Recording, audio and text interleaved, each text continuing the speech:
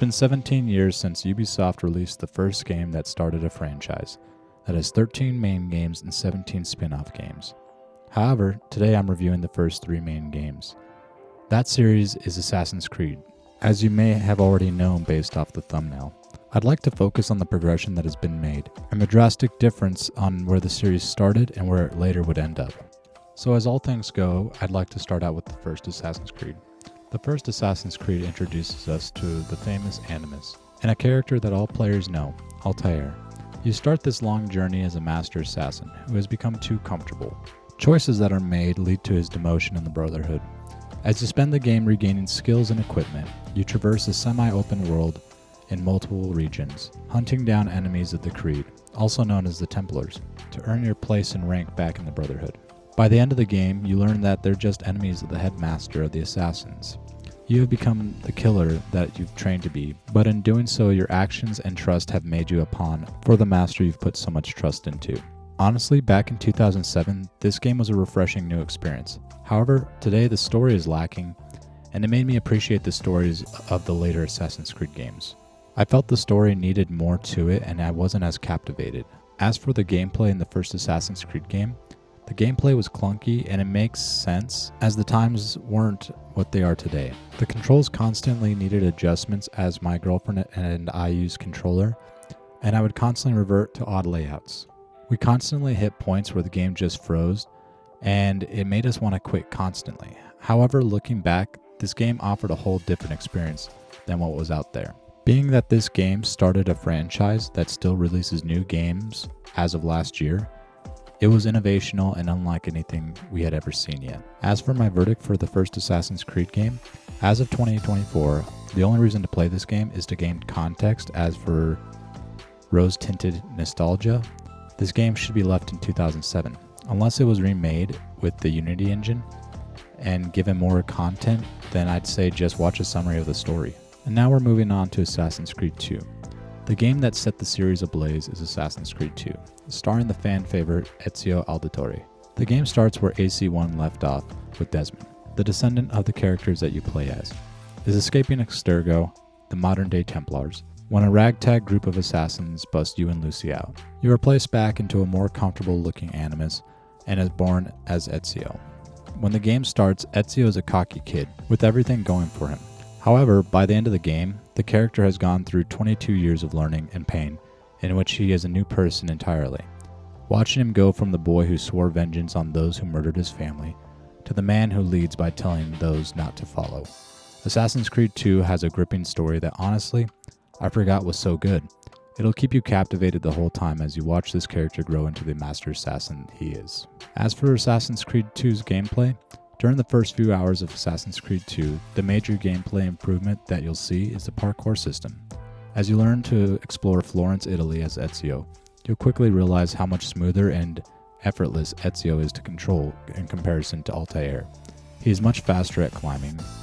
Yes, you have the issues of learning exactly how to control him, but through time you'll become more acquainted with the issues and learn to make more moves tie together. One major issue that was constant was having to set up the controller to work on Assassin's Creed 2, whereas in Assassin's Creed 1, the controller just connected pretty effortlessly.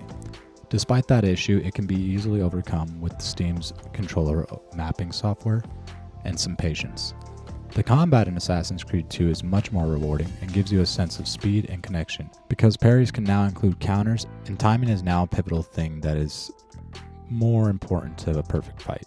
The game adds more equipment and options on how you'll take out targets throughout the 4 main areas, as well as a hub area.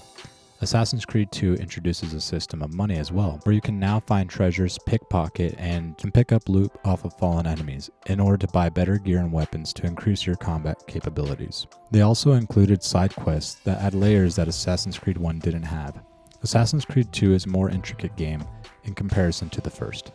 And finally, we have Assassin's Creed Brotherhood, a direct continuation of Assassin's Creed 2, taking off where Ezio left in his first game.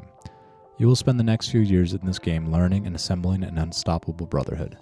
The main hub is attacked in the first few hours of the game, leaving Ezio with a new and more powerful enemy to assassinate. However, he is accompanied by the Pope, who Ezio foolishly allowed to live in the end of the last game. In Brotherhood, Ezio is tasked in rebuilding the Brotherhood, with some old faces and new faces. During Brotherhood, we delve into a more intricate character that Ezio has become, leading to stronger character development, leading to why Ezio is a fan favorite. He is still charismatic, just wiser, and he proves to be the master assassin that the Creed needs to survive. He leads his army against the Pope and the Borgia family. In the end, he makes it more than clear that him and his fellow assassins are more than capable of putting their schemes to an end, leaving Ezio in control of the Apple of Eden, the most pivotal piece to collect as it can control those it is used on. And you spend time playing with it being your only weapon. And now we move on to the gameplay of Brotherhood. Brotherhood takes the cake in gameplay of these three games, because it adds the most systems between games. The combat is drastically improved, whereas in Brotherhood, Ezio is a true master assassin, and he doesn't hold back often anymore. You can chain attacks, use enemy weapons to slaughter enemies in rapid succession, and become the relentless attacker to strike fear in those who oppose you. The game adds districts to liberate from the Borgia rule, leaving its citizens free to live their lives without the fear of a tyrannical ruler. All sections have their own difficulty level and countless ways of burning it all to the ground. The combat also introduces more options with your steed, giving you more escape routes and even way more ways to progress areas. Brotherhood expands its investments from Assassin's Creed 2, where rather than just the hub area to improve, Rome is your playground and you can choose how to rebuild, and in turn giving you way more ways to earn money to take down the Pope and the Borgia. You are given investment opportunities in its shop where you'll be able to earn more money based off of risk levels, and valuable ingredients to unlock powerful equipment in shop quests, which are located at the main shops. Due to the map being much bigger and connected, you'll now have the option to unlock fast travel points throughout the map, which are extremely necessary at points throughout the game.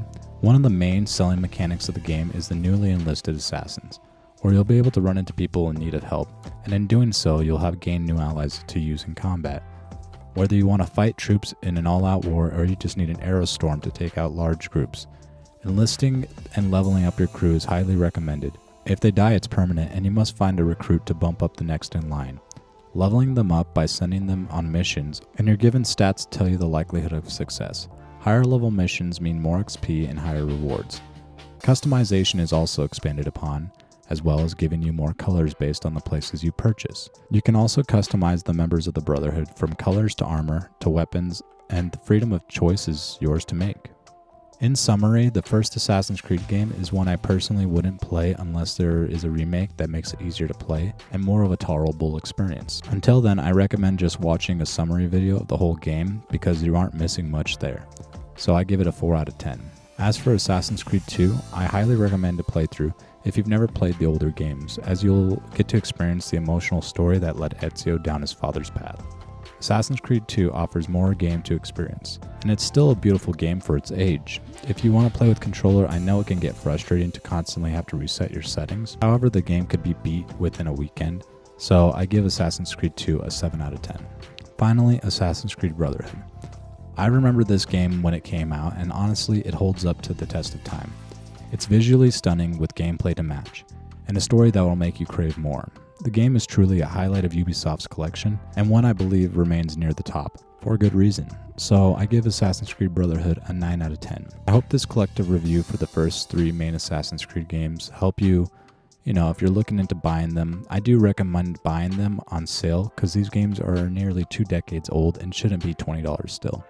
And if you're watching to see if they hold up in 2024, I can honestly say yes, they have been more fun than some, if not most, modern day games that I've played over the last couple of years.